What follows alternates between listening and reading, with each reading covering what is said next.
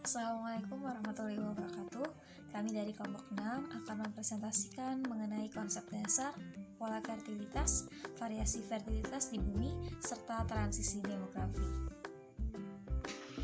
Fertilitas itu adalah salah satu komponen pertumbuhan penduduk yang sifatnya itu menambah penduduk. Fertilitas menyangkut banyaknya bayi yang lahir hidup, dan fertilitas ini mencakup peranan kelahiran pada perubahan penduduk. Istilah fertilitas itu sama dengan kelahiran hidup ataupun angka kelahiran. Nah, fertilitas dalam istilah demografi bisa diartikan sebagai hasil reproduksi yang nyata dari seorang wanita ataupun sekumpulan wanita. Kemudian yang kedua yaitu konsep-konsep dari fertilitas. Adapun konsep-konsep dari fertilitas itu adalah sebagai berikut. Yang pertama yaitu lahir hidup. Lahir hidup ataupun live birth adalah kelahiran bayi tanpa memperhitungkan lamanya di dalam kandungan. Yang mana si bayi menunjukkan tanda-tanda kehidupan seperti bernafas, denyut jantung, dan adanya denyut tali pusat atau gerakan-gerakan otot. Kemudian konsep yang kedua yaitu lahir mati. Lahir mati atau stillbirth adalah kelahiran seorang bayi dari kandungan yang berumur minimal sedikitnya itu 28 minggu tanpa menunjukkan tanda-tanda kehidupan. Konsep selanjutnya yaitu abortus. Abortus ini adalah kematian bayi dalam kandungan dengan umur kehamilan itu kurang dari 28 minggu. Abortus itu terdiri dari dua jenis. Yang pertama, abortus yang tidak disengaja atau istilah kitanya itu keguguran. Yang kedua, abortus yang disengaja, baik itu secara alasan medis ataupun alasan non medis. Nah, kemudian konsep selanjutnya yaitu masa reproduksi. Masa reproduksi atau childbearing age yang disebut juga sebagai usia subur, yang mana usia subur wanita untuk mampu melahirkan itu pada usia 15 tahun sampai dengan 49 tahun, di mana saat wanita itu berusia 15 tahun sedang pada fase menstruasi, dan ketika wanita ini berusia 49 tahun berada pada fase menopause. Konsep selanjutnya yaitu wanita usia subur. Nah, wanita usia subur ini wanita yang berusia 15 sampai dengan 49 tahun. Maksudnya wanita tersebut atau perempuan tersebut itu masih mampu untuk melahirkan. Konsep selanjutnya yaitu pasangan usia subur. Nah, pasangan usia subur ini yaitu pasangan suami istri di mana istrinya itu berusia 15 sampai dengan. Sumber data fertilitas atau angka kelahiran ini dapat kita peroleh dari registrasi sensus penduduk dan yang lainnya. Yang pertama yaitu registrasi. Registrasi adalah pencatatan peristiwa yang penting yang dilakukan secara terus-menerus berdasarkan laporan dari penduduk. Registrasi penduduk itu biasa kita sebutnya sebagai akta kelahiran.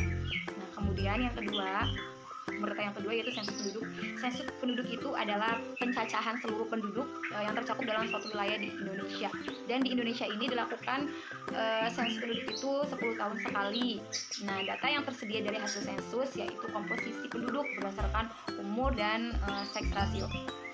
Kemudian jumlah anak yang pernah dilahirkan hidup, jumlah anak yang pernah dilahirkan dalam suatu periode yang lalu, dan data yang terkait dengan variabel fertilitas seperti usia kawin.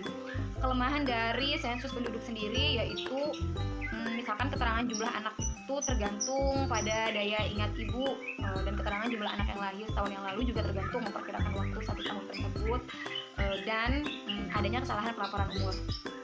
Sumber data selanjutnya yaitu survei.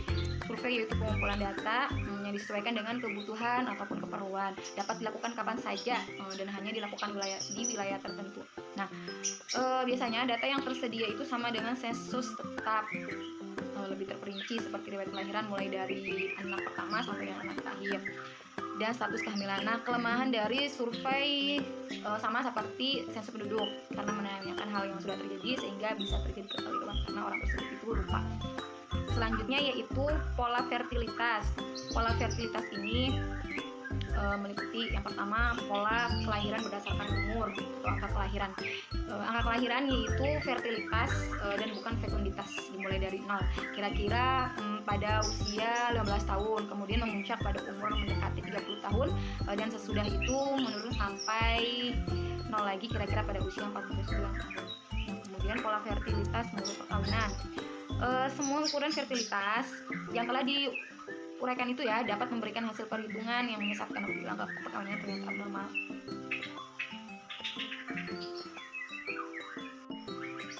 Bahasan selanjutnya yang akan disampaikan oleh Husnul Khotimah Baik, selanjutnya mengenai transisi demografi.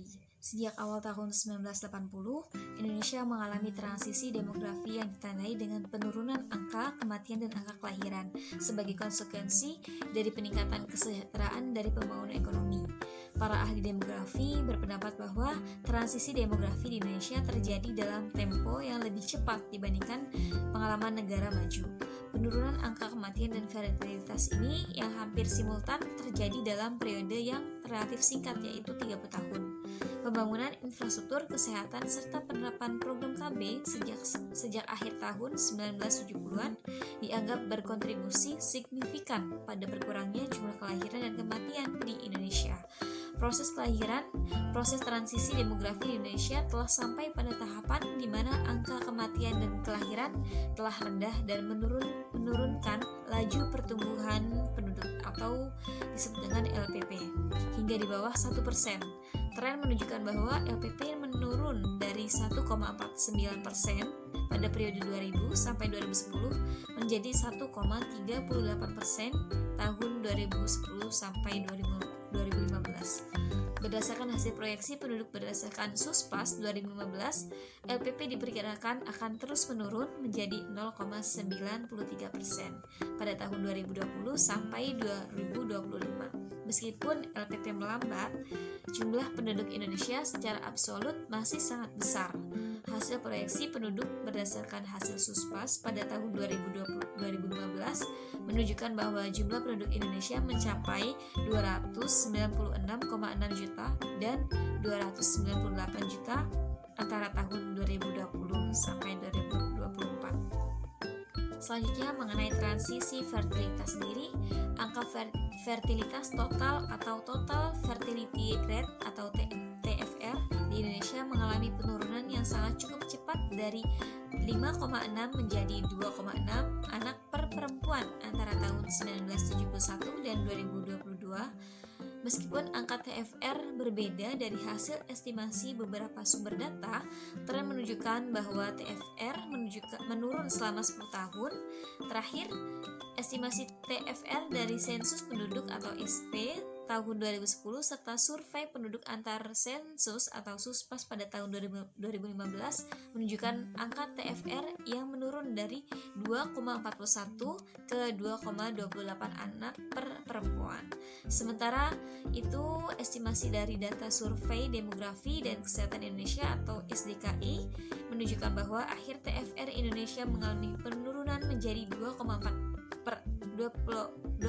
anak perempuan pada tahun 2017 setelah bertahan pada angka 2,6 dari tahun 2022 hingga 2012. Berbagai literatur sepakat bahwa program KB meningkatkan pendidikan perempuan, memegang peran penting dalam transisi fertilitas di Indonesia. Kampanye tentang keluarga kecil serta peningkatan akses alat kontrasepsi pada era tahun 1980 sampai 1990 dilakukan secara masif hingga ke tingkat desa. Program KB berhasil menginstitusionalisasikan norma keluarga kecil dengan 2 anak saja. Terlihat dari peningkatannya permintaan alat KB di antara perempuan usia muda untuk menunda kelahiran pada akhir tahun 1990-an. Meski menurun, jumlah kelahiran masih relatif besar pada tahun 2015 sampai 2035.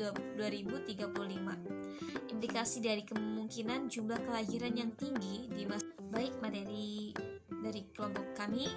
Berikut kesimpulannya, yaitu fertilitas adalah suatu pengertian yang digunakan oleh ahli demografi untuk menunjukkan tingkat pertambahan jumlah anak.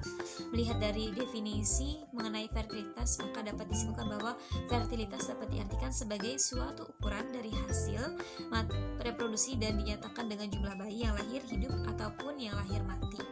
Seperti itu. Nah, sebelumnya memang fertilitas ini ditandai dengan bayi lahir saja, tapi menurut demografi fertilitas ini merupakan bayi lahir dan bayi mati.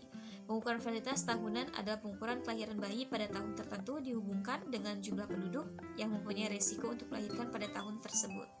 Konsep fertilitas sendiri meliputi lahir hidup, ada lahir mati, abortus, masa reproduksi, wanita, wanita usia subur dan pasangan usia subur. Sumber data yang diambil yaitu dengan cara registrasi, sensus, dan survei.